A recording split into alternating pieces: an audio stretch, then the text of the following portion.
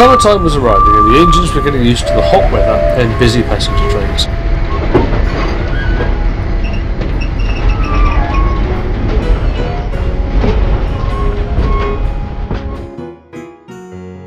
However, sometimes the heat can cause problems for railways. On occasions, when the heat strength is high, it can sometimes affect the rails by bending them out of shape.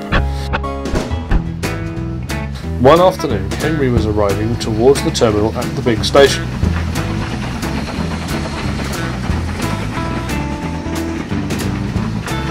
Then there was trouble. Henry was just approaching the junction when he suddenly jerked violently to his left and crunched the sleepers and balanced beside the lines. Fizzling fireboxes! Luckily the impact wasn't rough and nobody aboard the train was hurt. No coaches had been derailed, but Henry's front wheels were off. Soon enough the breakdown cranes arrived, while Duck took the coaches through to the other line of the station.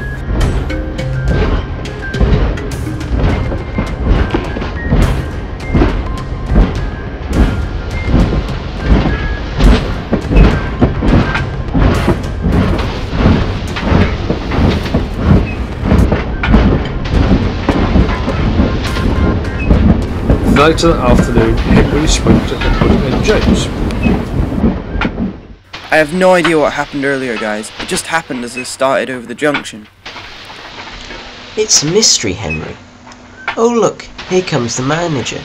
Maybe he's figured it out. I swear, sir, I didn't have any deliberate part in that accident. Don't worry, Henry, we know what caused it. You do? What was it? The heat from the sun had heated the rails and eventually bent them out of shape. So for the moment we're closing that junction while it gets investigated further and sorted. Okay, sir. For the next few days, workmen began sorting the issues and checking for all the faults.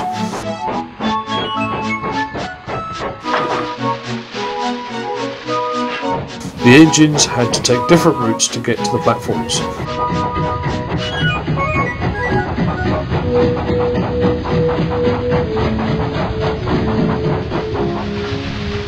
Then a few days later, Percy rattled into the yards.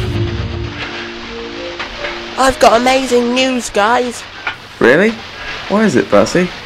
The workmen should be finished by late evening in 2 days' time, and also Douglas should be arriving at lunchtime from his lookover at Crewe. That's wonderful news.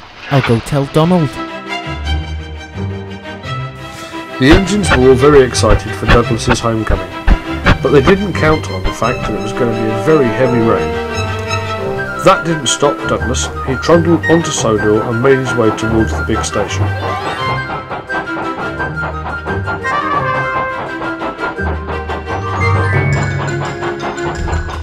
However, his crew had not been warned about the junction, and the signalman before the junction had dozed off waiting for them to arrive. Douglas went straight past, blowing his whistle, which woke the signalman up, but he wasn't fast enough to stop Douglas racing towards the junction when suddenly he saw the tracks ahead. Blistering bagpipes. But it was too late. The slippery rail surface caused his wheels to skid and slip on the rails and fly off with a loud clang and thump.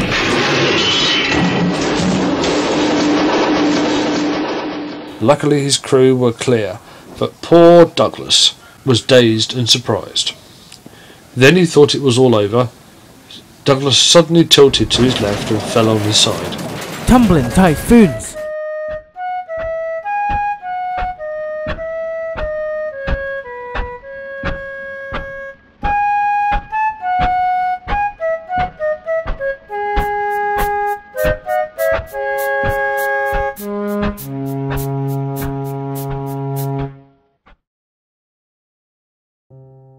The next morning, Douglas was fixed and back to shunting. Thomas and Percy came to see him. Morning, Douglas. How are you feeling? Oh, I'm fine. Just embarrassed. It wasn't your fault, Douglas. You know that. Yeah, I understand, but I still feel ashamed.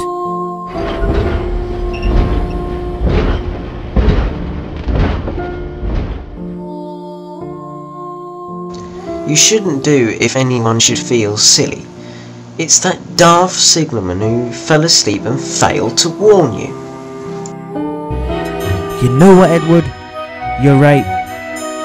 And everyone had to agree with him. Soon enough, the line was completely repaired and the trains ran their normal schedules. As for the signalman who failed to give a warning, he was given an extended holiday and never returned to work on the railways again. Nobody trusts him now.